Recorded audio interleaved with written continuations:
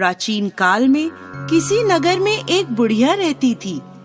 वह प्रत्येक रविवार को सुबह उठकर स्नान आदि से निवृत्त होकर घर के आंगन को गाय के गोबर से लीपकर स्वच्छ करती थी।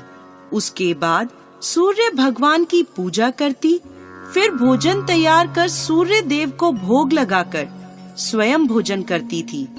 भगवान भास्कर की कृपा से उसे किसी प्रकार की चिंता और कष्ट नहीं था। धीरे धीरे उसका घर धन धान्य से भरता गया। उस बुढ़िया को सुखी देखकर उसकी पड़ोसन उससे जलने लगी। बुढ़िया के पास कोई गाय नहीं थी, अतः रविवार को घर लीपने के लिए वह पड़ोसन के आंगन में बंधी गाय का गोबर लाती थी।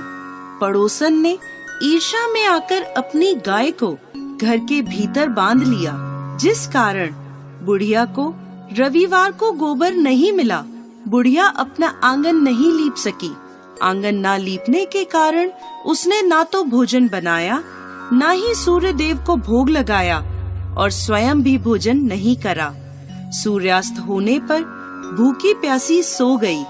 इस प्रकार उसने निराहार व्रत करा। रात्रि में सूर्य भगवान ने उसे स्वप्न में दर्शन दिए और उन्होंने भोग न लगाने का कारण पूछा, तो बुढ़िया ने बहुत ही करुण स्वर में पड़ोसन द्वारा घर में गाय बांधने और गोबर न मिल पाने की बात कही। सूर्य देव ने अपने भक्त की परेशानी का कारण जानकर उसकी परेशानी दूर करते हुए कहा, माता, मैं आपकी भक्ति से प्रसन्न हूँ। मेरा व्रत करने और कथा सुनने से निर्धन को धन और बांझ स्त्रियों को पुत्र की प्राप्ति होती है। इसलिए मैं आपको एक ऐसी गाय देता हूँ जो सभी इच्छाएं पूर्ण करती है। स्वप्न में बुढ़िया को ऐसा वरदान देकर भगवान सूर्य अंतर ध्यान हो गए। प्रातःकाल सूर्योदय से पूर्व उस बुढ़िया की आँख खुली तो अपने घर के आंगन में एक सुंदर गाय को देखकर वह हैरान हो गई। पड़ोसन ने उस बुढ़िया के आंगन में सुंदर गाय को देखा तो वह उससे और अधिक जलने लगी। जैसे ही गाय ने सोने का गोबर किया, पड़ोसन की आंखें फट गईं। पड़ोसन ने उस बुढ़िया को आसपास न पाकर तुरंत उस गोबर को उठाया और अपने घर ले गई तथा अपनी गाय का गोबर वहां रख आई। बुढ़िया को सोने के गोबर के बारे में पता ही नहीं चला और बुढ़िया पहले की तरह भगवान सूर्य देव का व्रत करती रही और कथा सुनती रही। पड़ोसन की चालाकी देखकर एक दिन सूर्य भगवान ने तेज आंधी चलाई, जिसके कारण बुढ़िया ने गाय को घर के भीतर बांध लिया।